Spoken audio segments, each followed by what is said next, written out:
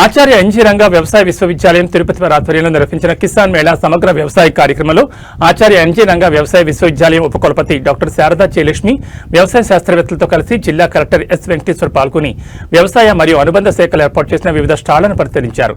ఈ సందర్భంగా కలెక్టర్ మాట్లాడుతూ కిసాన్ మేళా సమగ్ర వ్యవసాయం కార్యక్రమంలో రైతులు విత్తనం వేయడం నుండి కోత దాకా సంప్రదాయ పద్ధతులకే పరిమితం కాకుండా సాంకేతిక పరిజ్ఞానం వినియోగం, రైతు ఉత్పత్తుల సంస్థలు, రైతు సంఘాల ద్వారా సమిష్టిగా వ్యవసాయం చేస్తే ఆదాయం పెరగడంతో పాటు పెట్టుబడి ఖర్చులు తగ్గుతాయని తెలిపారు.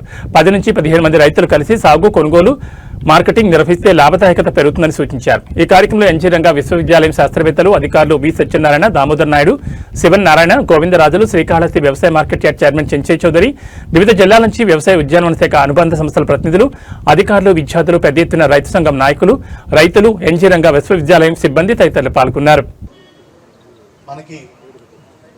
అగ్రికల్చర్ యూనివర్సిటీ వాళ్ళు సుమారుగా 6 క్లైమాటిక్ జోన్స్లో కూడా ఒక్కొక్క రోజు చొప్పున సంవత్సరానికి ఈ కిసాన్ మేళాలు 6 చోట్ల కూడా చేస్తున్నారు.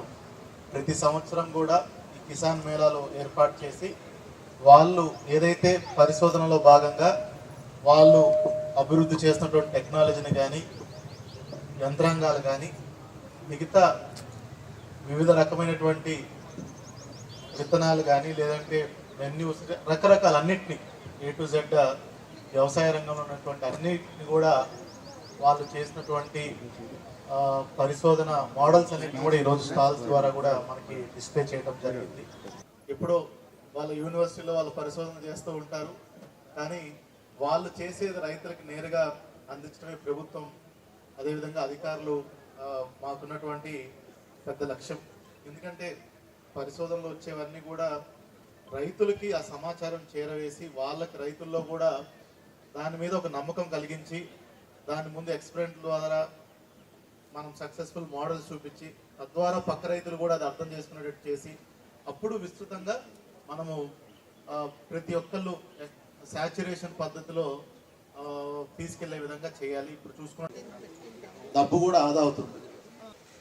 భారతదేశం పొరుగు దేశాల నుంచి మనము ధాన్యం కోసం మనం ఇంపోర్ట్ చేసుకునే వాళ్ళం.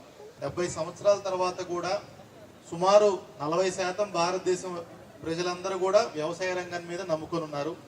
అయినప్పటికీ వ్యవసాయ రంగం స్థూల ఉత్పత్తిలో ఇంకా 15 నుంచి 18%లోనే దేశంలో కానీ వివిధ రాష్ట్రాల్లో కానీ ఉంటుంది. ఎందుకంటే ఏదైతే టెక్నాలజీని తీసుకొచ్చామో ఇంకా అది ప్రతి చివరి రైతు వరకు కూడా అందరూ దాన్ని వినియోగించుకోవడం వల్ల మనకి వ్యవసాయ రంగం నుంచి మనకి స్థూల ఉత్పత్తి అనేది పెరగట్లేదు. ఇంకా చెప్పాలంటే వ్యవసాయం రంగం నుంచి దాని అనుబంధ రంగాలైనటువంటి మనకి పాడి పరిశ్రమ నుంచే మనకి ఎక్కువ వస్తుంది. ఇప్పుడు రైతులందరూ కూడా డైవర్సిఫికేషన్కి ఆలోచించండి. అదేవిధంగా న్యాచురల్ ఫార్మింగ్ మీద పెద్ద ఎత్తున మన దేశం చూస్తుంది. ఈ ఏదైతే ఫర్టిలైజర్స్ వినియోగం కూడా తగ్గించండి.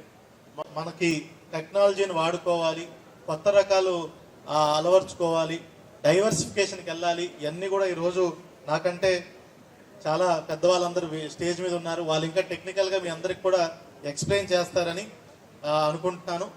చివరిగా ఇంత మంచి ఏర్పాటు చేసినటువంటి అగ్రికల్చర్ యూనివర్సిటీ సిబ్బంది అందరికీ కూడా, స్టాల్స్ ఏర్పాటు చేసిన వాళ్ళందరికీ కూడా, ప్రైవేట్ కంపెనీస్ కానీ ఇతరులందరికీ కూడా, అదేవిధంగా పిల్లలందరికీ కూడా, స్టూడెంట్స్కి అందరికి కూడా నమస్కారం తెలుపుకుంటూ సెలవు తీసుకుంటున్నాను. జై హింద్.